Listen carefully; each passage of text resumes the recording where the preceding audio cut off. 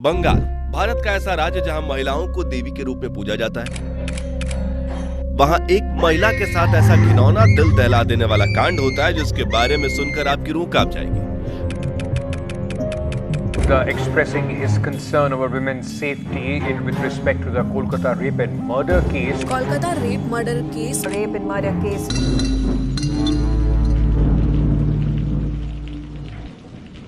भारत एक ऐसा देश है जहां डॉक्टर को भगवान का दर्जा दिया जाता है। वहां उस डॉक्टर को हम सभी की जान बचाने का रिवॉर्ड रेप एंड मर्डर के रूप में मिलता है।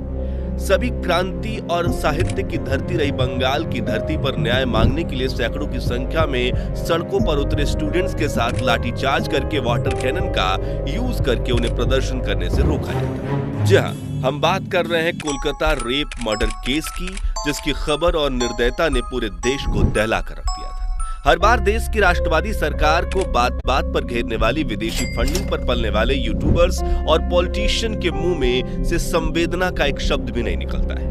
सबसे ज्यादा दुखी करने वाली बात तो यह है कि इस घटना की यदि चर्चा कोई कर रहा है और न्याय पाने के लिए संघर्ष कर रहा है तो वो सिर्फ और सिर्फ डॉक्टर्स है, इसके अलावा किसी को कुछ नहीं पड़ी है। सभी के लिए ये बड़े देश में घटी एक छोटी सी घटना है। परिवार की इज्जत और इस घटना की शिकार हुई महिला डॉक्टर का ना तो नाम रिवील करेंगे और ना ही उसके परिवार की कोई फोटो हम इस वीडियो में यूज करने वाले हैं। कोलकाता के आरजीकर कॉलेज में एक महिला डॉक्टर लगातार 36 घंटे लोगों की जान बचाने जैसा काम करने के बाद काफी थक चुकी है और अपनी थकान उतारने के लिए वही कुछ देर के लिए सेमिनार हॉल में आराम करने के लिए जाती है। वहां उसके साथ टॉर्चर, रेप एंड मर्डर होता है।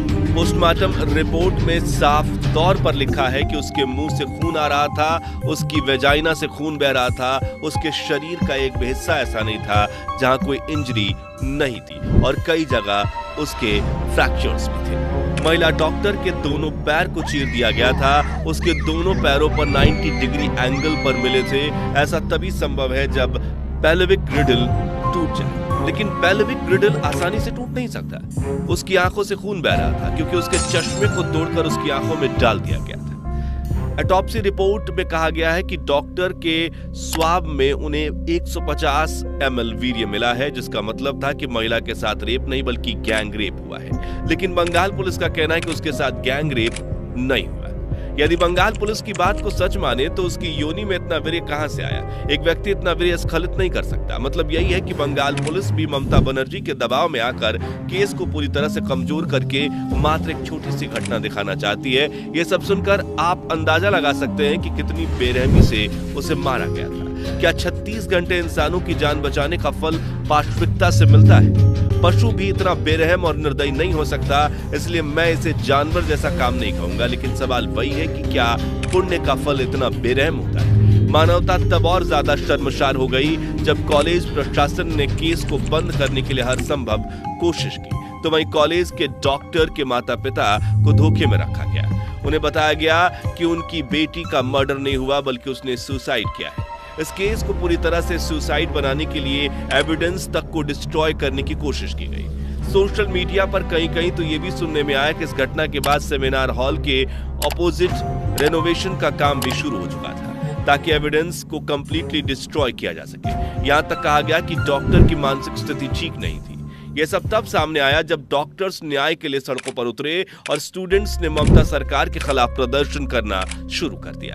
ममता दीदी पहले ही मानवता और इंसानियत को शर्मसार कर चुकी थी। रही सही कसर उन्होंने तब पूरी कर दी जब हॉस्पिटल के बाहर प्रदर्शन कर रहे लोगों को सुरक्षा देने में ममता सरकार के इशारों पर काम करने वाली पुलिस नाकाम हो जाती है और उन पर हमला हो जाता है। बंगाल पुलिस की नाकामी कितनी बड़ी है, इस बात को आप इस तरह से समझ सकते हैं कि सुप्रीम कोर्ट के जज को यह कहना पड़ा कि उन्होंने 30 साल की अपनी सर्विस में इतनी नकारा और नाकाम पुलिस आज तक नहीं देखी है। कॉलेज प्रशासन और पुलिस की इतनी नाकामी के बाद आप सरकार से किस तरह के इनाम की कल्पना कर सकते हैं? जहां तक मुझे लगता है कि हर किसी के दिमाग में यही आ रहा होगा कि कॉलेज के प्रिंसिपल को सस्पेंड करके गिरफ्तार कर लेना चाहिए। लेकिन आपको जानकर हैरानी होगी कि ऐसा नहीं हुआ, क्योंकि कॉलेज प्रिंसिपल को ममता सरकार के इस कुत्सित काले कारनामे को ढकने और सबूतों को नष्ट करने का इनाम मिला और उनका ट्रांसफर करके उन्हें कलकत्ता नेशनल मेडिकल कॉलेज यानी कि CNMC का प्रिंसिपल अपॉइंट कर दिया गया, यानी पहले से बड़े कॉलेज का प्रिंसिपल बना दिया गया।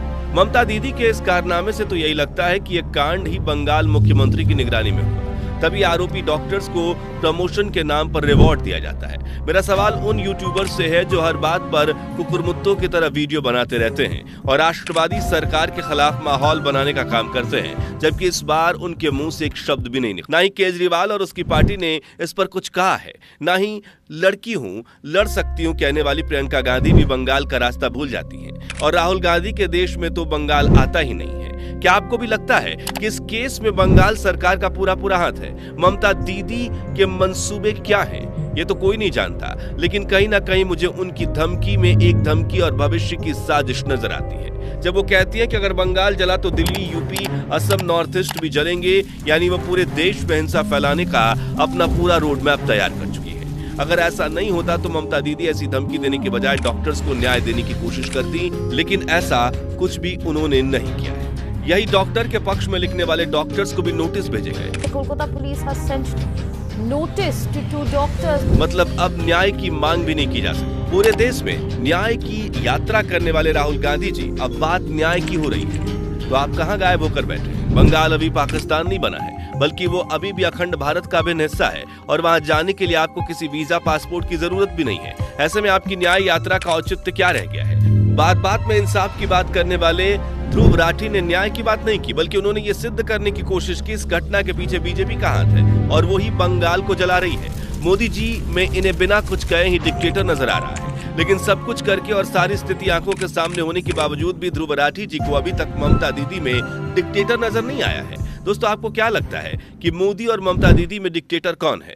आज ममता दीदी को लगता है कि बंगाल में प्रदर्शन कर रहे डॉक्टर्स नहीं है, बल्कि वे एक विशेष पार्टी के एजेंडे पर काम करने वाले कार्यकर्ता हैं जो बेवजह राई का पहाड़ खड़े करने की कोशिश कर रहे हैं। अपनी बात को सही साबित करने के लिए ममता दीदी अनाउंस कर देती है कि बंगाल में हो रही हिंसा पॉलिटिकली मोटिवेटेड है। लेकिन एक बात समझाएं ममता दीदी, जब किसान आंदोलन के समय प्रदर्शनकारी नंगी तलवारें लेकर लाल किले पर पहुंच गए थे और हुड़दंग मचाया गया था, तब आपके लिए वो न्याय के लिए लड़ाई थी और वो पॉलिटिकल मोटिवेटेड इंसिडेंट नहीं था। वाह दीदी वाह, मतलब खुद करे तो रामलीला, दूसरी करे तो रासलीला। कहां से लाती हैं आप ऐसा दिमाग?